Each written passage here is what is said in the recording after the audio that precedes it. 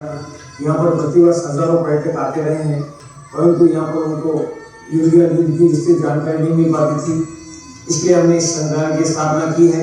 उस संग्रहालय की स्थापना का मुख्य उद्देश्य ये है कि युद्ध की जानकारी के साथ साथ महाराणा प्रताप के जीवन में जो घटनाएं घटी है उनको विस्तृत रूप से आने वाले पर्यटकों को दिखा सके और यहाँ पर आने वाले पर्यटक देशभक्ति की प्रेरणा लेके जाए और हमारे देश को गौरव को आगे बढ़ाए।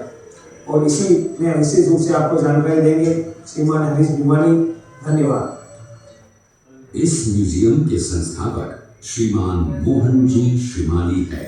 उन्होंने वरिष्ठ अध्यापक की नौकरी से स्वेच्छा सेवानिवृत्ति लेकर अपनी पैतृक भूमि पर इस संग्रहालय का निर्माण करवाया और मुख्य सहयोगी उनकी पत्नी श्रीमती विमला देवी श्रीमाली इनके साथ कंधे से कंधा मिलाकर चली।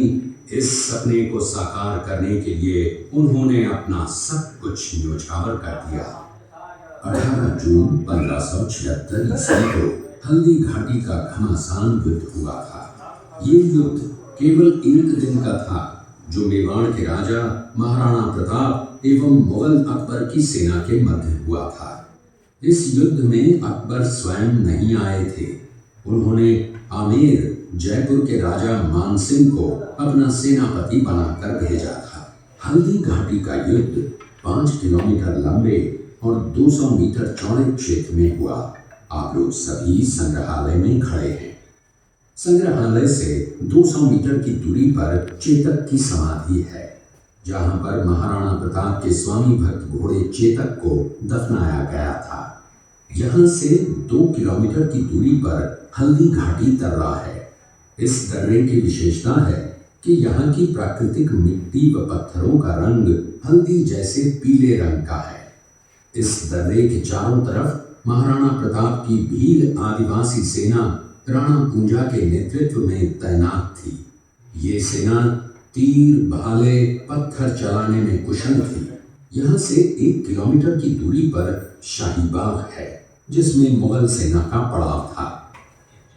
मुगल सेना 18 जून 1576 ईस्वी को प्रातः सूर्योदय के साथ मेवाड़ की राजधानी गोगुंदा की तरफ आगे बढ़ने लगी, तो उन पर महाराणा प्रताप की सेनाओं ने आक्रमण किया और उनसे गुरिल्ला पद्धति से युद्ध किया।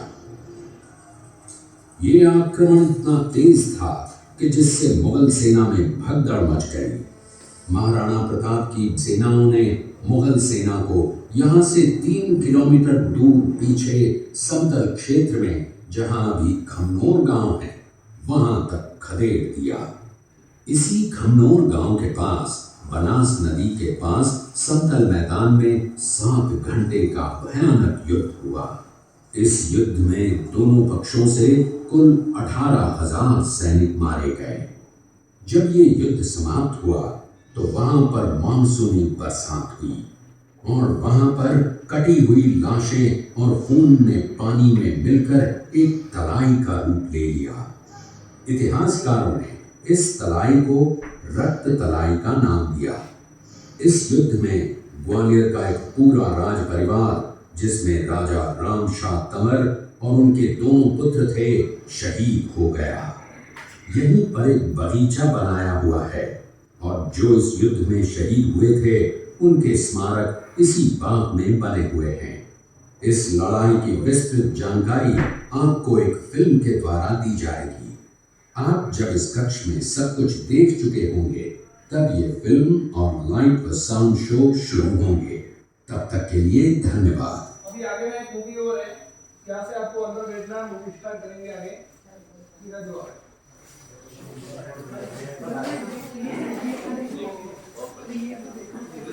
आप आइए, उधर बैटिंग अच्छा जगह नहीं मिलेगी।